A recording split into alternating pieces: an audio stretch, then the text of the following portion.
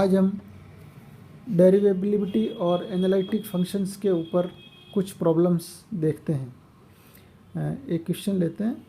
Using definition find derivative of the function F Z equal to Z cube minus 2z at the point z equal to -1। तो अपने को definition यहाँ पे use करनी है, इसलिए सबसे पहले हम क्या करेंगे, डेरिवेटिव की डेफिनेशन लेंगे कि कोई भी फंक्शन एफ जेड है, उसके लिए एफ डैश जेड बराबर limit delta Z tends to 0 F of Z plus delta Z minus F Z upon delta Z. ये तो अपने पास डेफिनेशन है कि एफ डैश जेड जो है ये एग्जिस्ट करना चाहिए, यूनिकली एग्जिस्ट करना चाहिए। अब यहाँ पर क्योंकि F Z equal to Z cube minus 2z है, इसलिए z की जगह हमको रखना पड़ेगा z प्लस डेल्टा जेड। तो F of Z plus delta Z की वैल्यू आ जाएगी हमारे पास में। तो z प्लस डेल्टा जेड की पावर 3 माइनस 2 इंटू जेड की जगह रखेंगे z प्लस डेल्टा जेड। तो 2 into Z plus delta Z minus F Z. तो ये एफ जेड यूँ का यूँ उतार दिया यहाँ पे, जेड क्यूब माइनस 2z, और ये नीचे delta Z as it is equal to limit delta Z tends to 0 A plus B का होल क्यूब। ये फार्मूला लगा दीजिए, A cube plus 3a square B plus 3ab square plus B cube, है ना, ये यहाँ लगा दिया। Z cube plus 3z square delta Z plus 3 into Z into delta Z का स्क्वायर और प्लस डेल्टा जेड की power 3 minus 2z minus 2 delta Z as it is minus Z cube और प्लस का 2z। सो जेड क्यूब से Z cube cancel, 2z से 2z cancel, और जो बाकी बच रहा है यहाँ से तीनों में से हम क्या करें, डेल्टा जेड बाहर निकाल लेते हैं। सो 3z square plus 3z delta Z plus delta Z का स्क्वायर और माइनस 2, और ये नीचे डेल्टा जेड है ही अपने पास। डेल्टा जेड से डेल्टा जेड कैंसिल, तो रह गया 3z स्क्वायर प्लस ये सारी चीज़ रह गई। और क्योंकि limit delta Z tends to 0 है, तो जैसे ही डेल्टा जेड की जगह हम यहाँ 0 रखेंगे तो ये दोनों 0 हो गए, और अपने पास में रह गया 3z स्क्वायर माइनस 2। ये इसका अपने पास में आंसर हो गया। तो डेरिवेटिव की डेफिनेशन यूज़ करके हमने एफ जेड के लिए वैल्यू निकाल लिया है, एफ डैश जेड निकाल चुके हैं अपन। अब हम लेते हैं एक और प्रॉब्लम कि prove that F Z equal to X square plus iota Y cube is not analytic, कि ये हमारे पास में विश्लेषिक फलन नहीं है। ये हमको सिद्ध करना है ना। और हमको मालूम है कोई भी फंक्शन अगर एनालिटिक हमको दिखाना है तो हमारे पास में CR इक्वेशंस, कॉशी-रीमा कंडीशंस या CR इक्वेशंस से सेटिस्फाई होनी चाहिए कि F Z will be analytic if CR equations are satisfied. और CR इक्वेशंस क्या हैं, delta u upon delta x बराबर delta v upon delta y तथा delta u upon delta y बराबर minus delta v upon delta x। तो जो अपने पास में एफ जेड है, इसको हम क्या करेंगे, सबसे पहले u प्लस आयोटा v की फॉर्म में चेंज करेंगे और फिर ये दोनों कंडीशंस चेक करेंगे। तो मान लेते हैं कि जो गिवन एफ जेड है X square plus iota V cube, ये u प्लस आयोटा v के बराबर है। So u is equal to X square and v is equal to Y cube. अब ये डेरिवेटिव निकाल लेते हैं कि delta u upon delta x चाहिए, तो इसको डिफ्रेंशिएट करेंगे partially with respect to x, तो ये 2x हो गया। और delta v upon delta y चाहिए, तो v वाले को डिफ्रेंशिएट करेंगे partially with respect to y, so 3y square हो गया। ऐसे ही delta u upon delta y चाहिए, तो u को y के सापेक्ष किया तो 0 पार्शियली, और v को आपको चाहिए x के सापेक्ष पार्शियली, तो ये भी 0 हो गया। अब यहाँ पर delta u upon delta x और delta v upon delta y ये दोनों बराबर होने चाहिए। ये दोनों बराबर नहीं है। और delta U upon delta Y बराबर minus delta V upon delta X, तो ये दोनों हमारे पास में बराबर है ना। तो ये कंडीशन तो सेटिस्फाई है, लेकिन ये सेटिस्फाई नहीं आ रही है। इसलिए हमने क्या लिखा कि delta U upon delta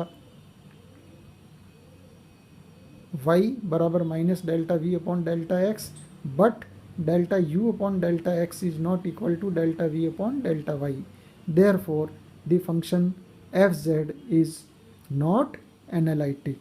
function जो है विश्लेषिक नहीं है। अब हम लेते हैं तीसरी प्रॉब्लम और, प्रूव दैट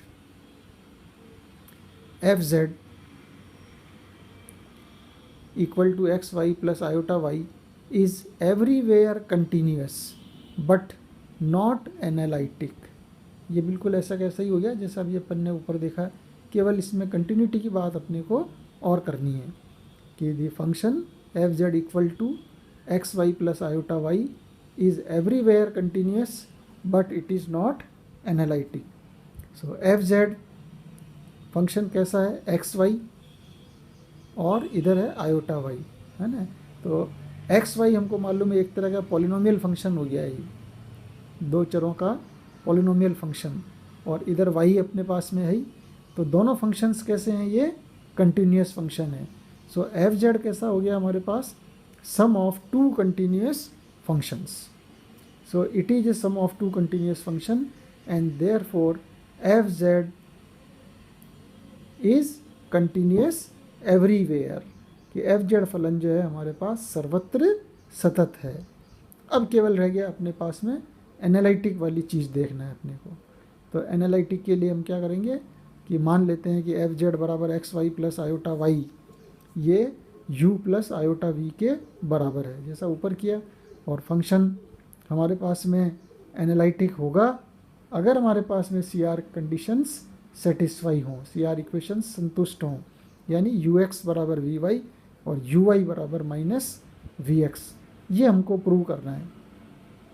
तो इसको जैसे u प्लस आयोटा वी रखा तो u तो हो गया अपने पास एक्स वाई के बराबर और v हो गया अपने पास में y के बराबर, ठीक है। So delta u upon delta x चाहिए हमको, तो delta u upon delta x partially differentiate with respect to x, तो ये अपने पास में आ गया y के बराबर। ऐसे ही चाहिए delta u upon delta y, इसको y के सापेक्ष पार्शियली किया तो x आ गया। फिर delta v upon delta y, delta v upon delta Y बराबर 1, partially differentiate with respect to y, और एक चाहिए हमको delta v upon delta x। So delta v upon delta x partially है x के सापेक्ष, सो इट इज़ 0। अब delta u upon delta x is not equal to delta v upon delta y, है ना। पहली कंडीशन ये satisfy होनी चाहिए, लेकिन और साथ में ये भी बराबर नहीं आ रहा है, delta u upon delta y is not equal to minus delta v upon delta x। So both the conditions of C R equations are not satisfied, इसलिए फंक्शन हमारे पास में एनालिटिक नहीं होगा। लेकिन यहाँ पर फंक्शन कैसा है, कंटिन्यूस है, ठीक है। फंक्शन तो हमारे पास सर्वत्र कंटिन्यूस है, चाहे x और y को हम कोई भी वैल्यू दें, है ना, लेकिन फंक्शन हमारे पास में एनालिटिक नहीं है। एक प्रॉब्लम और लेते हैं अपन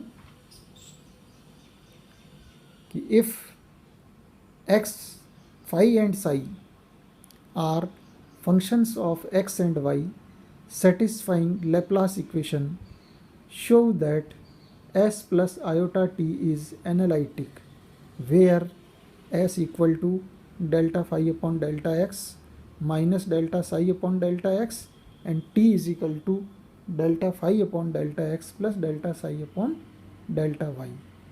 कि phi और psi हमारे पास में कैसे दिए हुए हैं, लेप्लास इक्वेशन को सेटिस्फाई करते हुए हैं, और s और t इस प्रकार से परिभाषित हैं। तो हमको सिद्ध करना है कि s plus iota t analytic है। तो सबसे पहले हम क्या करें कि जो हमको गिवन चीज़ है कि फाई और साई हमारे पास में लेप्लास इक्वेशन को सेटिस्फाई करते हैं, तो ये कंडीशन लिख देते हैं लेप्लास की कि given phi and psi are functions of x and y satisfying Laplace equation. तो फाई के लिए हो गया डेल्टा फाई, इसको डेल्टा 2 फाई कर दीजिए, delta 2 phi upon del x square plus delta 2 phi upon delta y square is equal to 0। ऐसे ही साई के लिए भी कर देते हैं, del 2 psi upon del x square plus del 2 psi upon del Y square equal to 0, number 1। ये तो अपने पास में गिवन कंडीशंस होगी, है ना। और अब हमको क्या चाहिए, एस प्लस आयोटा टी, है ना, इसको एनालिटिक देखना है। तो एस प्लस आयोटा टी का एनालिटिक फंक्शन होने के लिए अपने को अल्टीमेटली वही C R equations should satisfy. वहाँ पे अपन ने यू और वी के लिए दिया देखा था, यहाँ पे हम क्या करेंगे, एस और टी के लिए देखते हैं। तो डिफ्रेंशिएट करेंगे। अब सबसे पहले हम partially with respect to x and y किसको करेंगे, एस और टी को, जो हमको दिया हुआ है एस और टी। तो delta s upon delta x, x के सापेक्ष किया तो del 2 phi upon del x del y minus del 2 psi upon del x square. इसी प्रकार से टी वाले को भी कर दो कि delta T upon delta Y बराबर del 2 phi upon del Y del X plus del 2 psi upon del Y square. अब इन दोनों को हम घटा लेते हैं। तो जैसे ही घटाएंगे तो del S upon del x minus del T upon del y is equal to, इसमें क्या होगा, क्योंकि ये अपने पास कंटिन्यूस डेरिवेटिव्स हैं इसलिए ये दोनों बराबर हैं, तो घटाते ये दोनों कैंसिल हो गए और minus del 2 phi upon del x square minus del 2 psi upon del Y square, minus दोनों का कॉमन, तो del 2 phi upon del x square plus del 2 psi upon del Y square. इसमें आप क्या करेंगे, ये 1 नंबर यूज़ कर लो। तो 1 नंबर जैसे यहाँ यूज किया तो इसकी वैल्यू 0, तो 0 होते ही ये क्या हो गया, del S upon del x is equal to del T upon del y, number A, जो कि अपने पास में फर्स्ट सी आर इक्वेशन होगी। ऐसे कैसे हम क्या करेंगे, अब डिफ्रेंशिएट करते हैं partially with respect to y and x, है ना। तो जो एक्स पहले अपन ने एक्स और वाई के सापेक्ष किया था एस और टी को, अब इसको वाई के सापेक्ष करेंगे। तो del S upon del Y बराबर del 2 phi upon del Y square minus del 2 psi upon del Y del X. ऐसे ही एक्स के सापेक्ष करेंगे तो del T upon del X बराबर del 2 phi upon del x square plus del 2 psi upon del x del Y. अब की बार आप क्या करेंगे, इनको ऐड करेंगे। ऐड करते ही पहले क्या हुआ कि ये दोनों आपके डेरिवेटिव कैंसिल हो गए, कंटिन्यूस डेरिवेटिव है इसलिए कोई फ़र्क नहीं पड़ेगा यहाँ पे, और ये दोनों का योग आ गया। So del 2 phi upon del Y square plus del 2 phi upon del x square. और जैसे ये आया तो अब इसमें आप क्या करेंगे, वापस 1 नंबर को यूज़ कर लो कि del 2 phi upon del x square plus del 2 phi upon del Y square equal to 0। तो जैसे यहाँ 0 रखा तो यहाँ से आ गया del S upon del y is equal to minus del T upon del x, ये बी इक्वेशन आ गई। यानी ये कॉशी-रेमा इक्वेशन की सेकंड कंडीशन भी सेटिस्फाई हो गई। तो यहाँ पे हम कह सकते हैं कि Cauchy Riemann equations are satisfied for S and T, कि एस और टी दोनों ही कॉशी-रेमा समीकरण को संतुष्ट कर रहे हैं, इसलिए S plus I T analytic function होगा।